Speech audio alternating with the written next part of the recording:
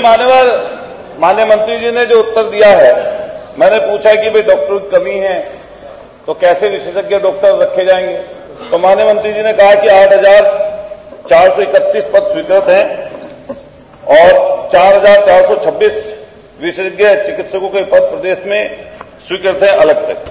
इसमें एक आंसर तो इनका पहले आया था, अभी कुछ दिन पहले क्वेश्चन पूछा था उमा शंकर सिंह जी ने, उसमें इन्होंने चिकित्सालयों में 19,011 विशेषज्ञ चिकित्सकों की बात की। अब आया है 8,031, इसमें कंट्रोवर्सी हो रही है। फिर जो भी माननीय नेता प्रतिपक्ष जी ने बोला, हमारे साथी विधायक जी ने बोला कि भाई डॉक्टरों की कमी है या नहीं।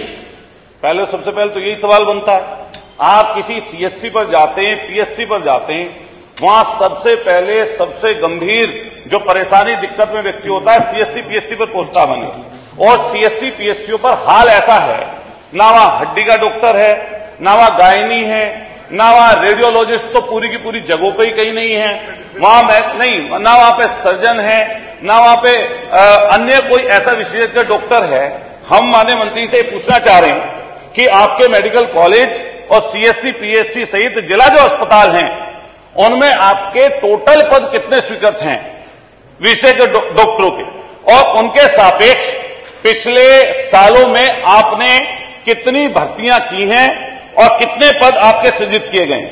मैं एक और सवाल करूंगा, 2 सवाल पूछूंगा, उसके बाद मैं अनुपूरक की बात रखेंगे कि सरकार ने पिछले 23-24 में 400 पद निकाले विशेषज्ञ डॉक्टरों के, एक बार विज्ञापन निकला, दूसरी बार 500 से ज्यादा डॉक्टर्स का निकला।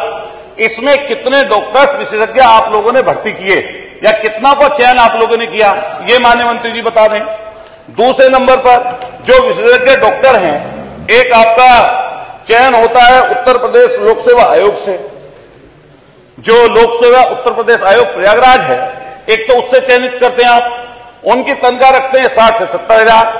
एनएचआरएम जो है उससे आप लेते हैं, उससे आपने यहीं पर सदन में खड़े होकर कहा कि हम 5 लाख तक देना चाहते हैं।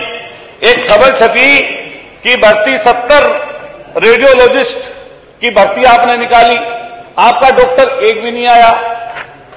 ये मुझे आप बता दें, जब 7.5 साल की आपकी सरकार बीत चुकी, 10 साल केंद्र की सरकार को हो गए, और आप ये रोना रोज रोते रहो कि हमारे डॉक्टर आए नहीं, हमने ऐसी भर्ती निकाल दी, हमने वैसी भर्ती निकाल दी, हम ऐसे कह रहे हैं, हम 5 लाख की तनख्वाह देने के लिए कह रहे हैं। मैं मेरठ का बता रहा हूं, मेरठ मान्यवर, आप ये जिले का नहीं बताओ, प्रश्न बताओ। हाँ, स्पेसिफिक सवाल पूछ रहा हूं मान्यवर, मेरठ की व्यवस्था के बारे में पूछना चाह रहा हूं।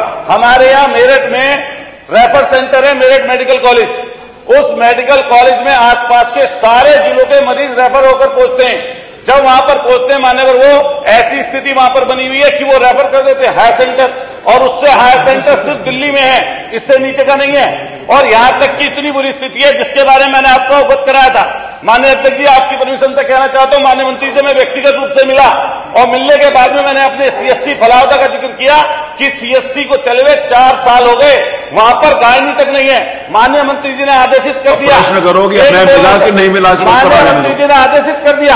आज तक आपके कहने पे वहां पर एक डॉक्टर सीएमओ ने वहां पर नियुक्त नहीं किया, तो हम कैसे जानेंगे कि मंत्री जी आपका इकबाल बुलंद है? आपका इकबाल मुझे लग रहा है या तो दिल्ली पहुंच गया या प्रधान। आप प्रश्न पे आइए सीधा प्लीज। मैं पूछना चाहता हूं साफ स्पष्ट, जो आपने सीधा प्रश्न करिए, निकाला, मैं स्पष्ट पूछ रहा हूं, सीधा प्रश्न करिए, सवाल पूछ रहा हूं, सीधा आप स्पष्ट बता दीजिए कि आपने पिछले सालों में जब से आप मंत्री बने स्वास्थ्य विभाग के, कितने विज्ञापन निकाले विशेषज्ञ डॉक्टरों के, और उनके सापेक्ष आपने कितने डॉक्टरों की भर्ती की? दूसरा, आप जिस तरह एनएचआरएम के माध्यम से 5 लाख की तनख्वाह पर डॉक्टर रखने की बात कर रहे हैं, क्या आप उन डॉक्टर जो पहले से वहां पर काम कर रहे हैं और नौकरियां छोड़ छोड़ कर जा रहे हैं, क्या उनको भी वही तनख्वाह देंगे या नहीं देंगे?